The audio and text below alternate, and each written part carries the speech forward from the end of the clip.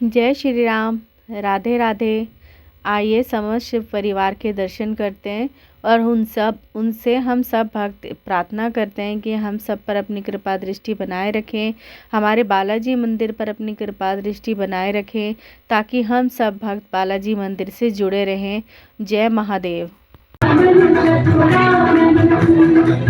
पंचानन राजे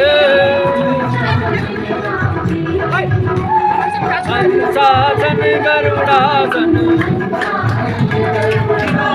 वृषवाहन साजे। आइए जानते हैं इस छोटी सी कहानी के ज़रिए कि गणपति जी को प्रथम देवता की उपाधि कैसे मिली और कैसे हम सब गणपति जी को सर्वप्रथम देवता के रूप में पूजते हैं। कार्य की शुरुआत में अगर गणपति जी की पूजा आराधना की जाए तो हर कार्य सफल होता है। जानते हैं इन छोटे सी कहानी के जरिए। आइए जुड़ते हैं। माता पार्वती को सती जी को बोल के गए थे, अरे तुम्हारे पिताजी ने तुम्हारे को यज्ञ में नहीं बुलाया।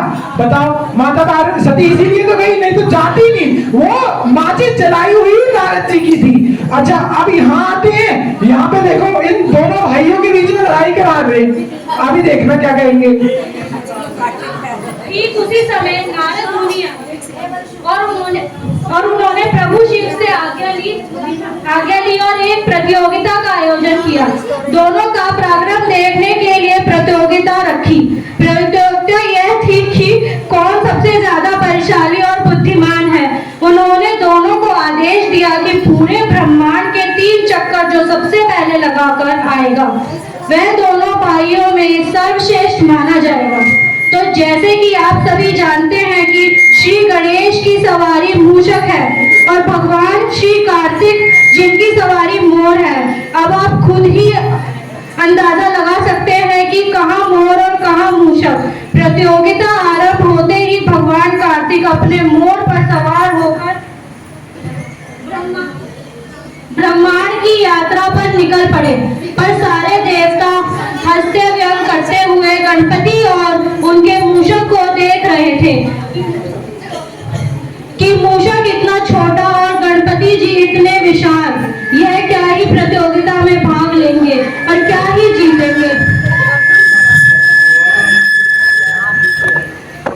कुछ क्षण बाद भगवान गणेश अपने मूषक से उतरे और माता पिता को प्रणाम करने लगे। जहाँ वो बैठे थे वहाँ 3 परिक्रमा लगाई और उनको प्रणाम किया। सभी देवतागण अचंभित में थे कि गणपति ये क्या कर रहे हैं। उन्हें तो विश्व की परिक्रमा लगाने के लिए कहा गया था, पर ये ब्रह्मा को छोड़कर अपने माता पिता के चक्कर लगा रहे हैं। खड़े हो गए। वहाँ नारद जी खड़े खड़े मुस्कुरा रहे थे। वह समझ गए थे कि गणेश जी ने अपनी बुद्धि का प्रयोग चतुराई से किया। गणेश जी की बुद्धि को देखकर वहां खड़े सभी देवतागण बहुत ज्यादा प्रसन्न हुए। प्रभु शिव और माता पार्वती सभी देवताओं के साथ प्रभु कार्तिक जी की अपने मोर की सवारी करते हुए ब्रह्मांड की यात्रा करके आने वाले थे। उनकी प्रतीक्षा करने लगे, क्योंकि उनके बिना इस प्रतियोगिता का विजेता घोषित नहीं किया जा सकता था। प्रभु कार्तिकेय कई वर्षों बाद कैलाश पर्वत पर वापस लौटे तो उन्होंने देखा गणपति जी वहां उपस्थित थे। यह देखकर प्रभु कार्तिकेय बड़े ही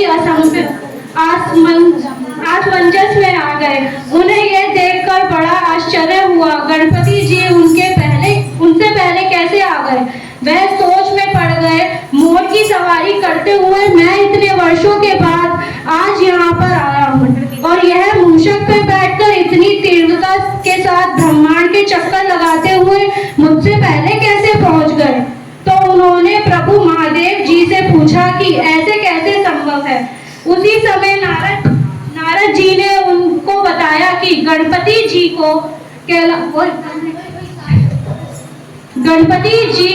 तो कैलाश से नहीं गए ही नहीं, परंतु वहां इस प्रतियोगिता के विजेता जरूर है।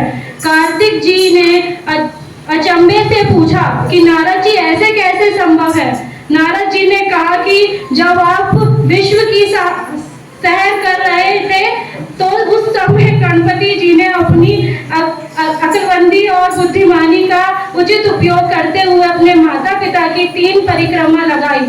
हमारे वेद पुराण और में अपने माता पिता को पूरा संसार